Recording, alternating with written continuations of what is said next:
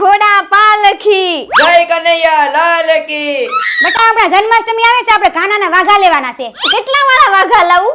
50 વાળા વાઘા હોય ને એવા લઈ આવો. આપણે દર વર્ષે સસ્તા વાઘા લઈ છે, લાંબા ટકતાય નથી. અરે તમે બે મગજમારી કરો માં દીદી, હું તને કતારગામમાં વાઘાવાળા હિનલ બેન ની લઈ જાવ.